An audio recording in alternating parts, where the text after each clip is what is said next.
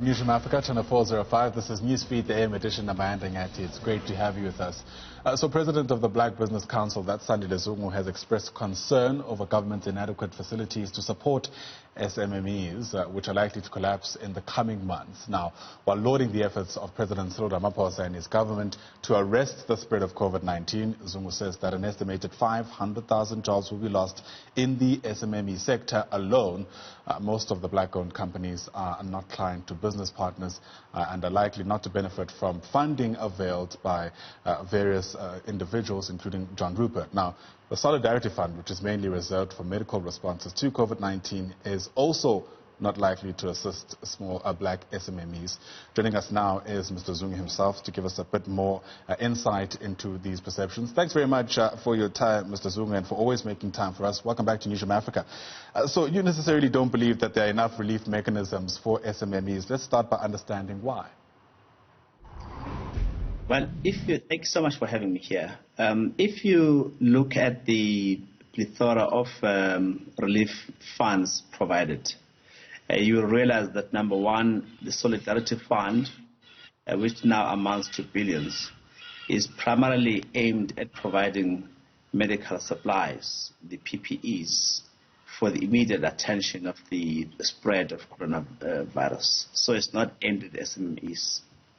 Number two, if you look at the funds that are provided by the Ruperts through the business partners, fact is they will primarily benefit those who are already in the register of business partners, probably who are liable clients, and those who have responded to the portal.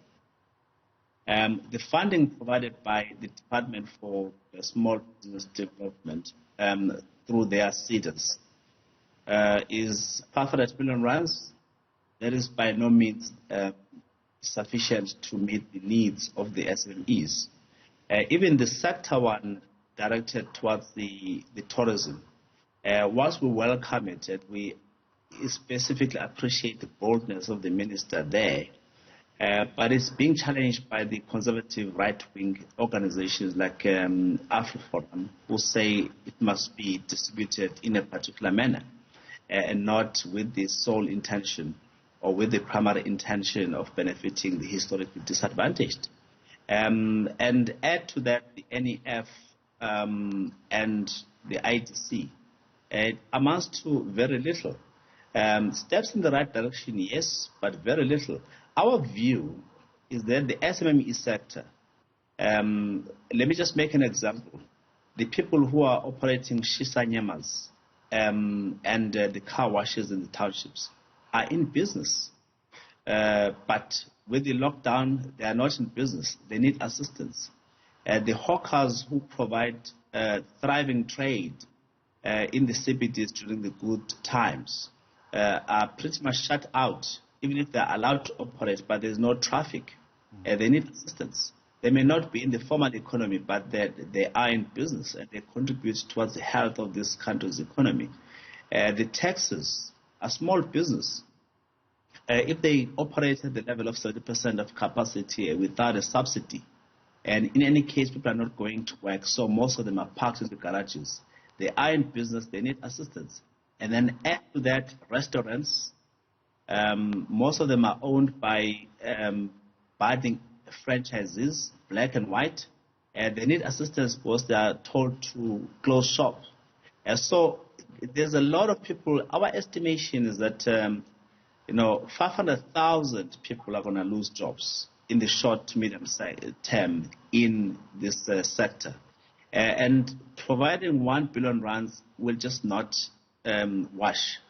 So you need at least 50 to 100 billion rands in the immediate short term to provide relief to the SMMEs so that they can get back to work. Remember that the solutions to this country's unemployment problem lies in the health of the SMME sector. Right. And when you talk about sustainable economic growth, you talk about a thriving SMME sector. And so it is in our best interest as a country to throw our weight behind the SMME sector and assist them. I guess then it should come as no surprise that you've been quoted in some reports as saying that government must be steadfast in giving a response in the form of policies, particularly in also protecting against the onslaught by right-wing elements. Give us a bit more of an idea of what you mean by that. Well, you will remember that the Department of Tourism has come up with some relief mechanisms, and they were very explicit that compliance with BEE laws will weigh very heavily in terms of assistance. And these are